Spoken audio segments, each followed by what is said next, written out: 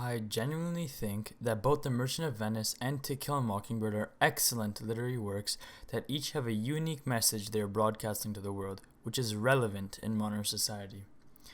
Given the grueling experiences and lifelong changes oppressed citizens endure, literary works like these enlighten people towards hardships that are thrown upon minorities. The impact of prejudice and discrimination in the world as we know it is vast, and it affects not only the oppressed, but the oppressors as well. We must make a difference. Are prejudice and discrimination spread across the globe? Yes. Every single country has its minorities, and people who choose to target them. Let's look at some of the most evident cases of these hateful actions. In The Merchant of Venice, discrimination and prejudice are shown as Shylock takes the case against Antonio. He is hopeful that he can take a pound of Antonio's flesh as revenge for his hardships. That wasn't a righteous punishment that Shylock condemned upon Antonio. However, when Shylock loses the case, instead of just being able to walk away with the pure shame of losing the trial, he ends up losing his fortune, losing his daughter, and losing his religion. He was forced to convert to Christianity. This unfair treatment of Shylock is a perfect example of the discrimination and unnecessary oppression of the Jews in the 16th century. In To Kill a Mockingbird, prejudice and discrimination are shown throughout most of the novel. However, its climax takes place when Mr. Robinson's verdict is decided and he is condemned to death, solely because of his colored skin. The adequate proof was shown to convince any man in his right mind to look at Robinson as innocent. However, a white man's word will always conquer the oath of a black man in America's 1930s. Tom Robinson is sentenced to death in the state of Alabama for alleged rape. He was innocent and died in the place of a white man, Bob Ewell. How would you feel if Tom Robinson was your brother? These two specific instances of prejudice and discrimination stand out, as I have witnessed situations very similar in my own life, not as a victim, but as an observer. In both literary works, the injustice is based upon an unjust court case driven by internal hatred and racism.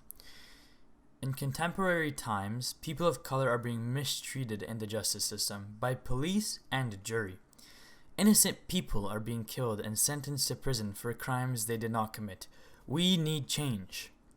The justice system views people of foreign ethnicities as criminals. We need change. People of color fear their life when an officer approaches them. We need change. These examples from our pieces of literature stand out as they are being replicated in current times with the death of George Floyd and the unjust sentencing of many colored Americans.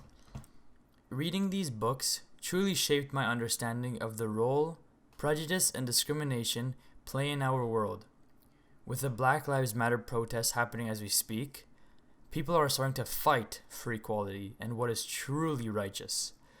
However, preconceived notions against oppressed groups are still very palpable in modern society and justice systems. Reading these texts opened my eyes to how evident prejudice and unjust sentences are in our communities. This novel and play alone changed my approach to dealing with instances of prejudice and discrimination. If I am ever faced with discrimination, or am a witness to it, I will now be more prepared to deal with it, understand why it happens, and how to stop it. I've begun to realize that when a person has a racist and oppressive personality, it's tough to deal with. It is almost impossible to change a person's values and intentions swiftly. These texts that we have read have solidified my belief that changing someone's views on the world and people that are different is one of the hardest tasks, although it is one of the most significant. When faced with prejudice and discrimination, the best thing a person can do is forgive and realize that a racist person is a person who is also closed-minded. As a whole, we must fight to make racism something that isn't taught. We need to stop focusing on changing one's racist beliefs. Instead, we need to work to break the normalization of racism and discrimination as a whole. Our society needs to realize that prejudice and discrimination cause severe destruction and animosity. If I am ever faced with discrimination, I will forgive, understand, fight for change. Prejudice and discrimination are sadly evident in our day and age, and living with it is hard, to say the least. These books must be read by students to help them understand how oppression affected others in the past.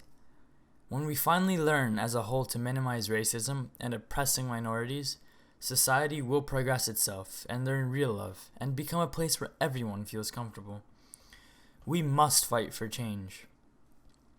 To end this heartfelt speech, I will leave everybody listening with a quote from Martin Luther King. "I have a dream that my 4 little children will one day live in a nation where they will not be judged by the color of their skin, but by the content of their character. I have a dream today."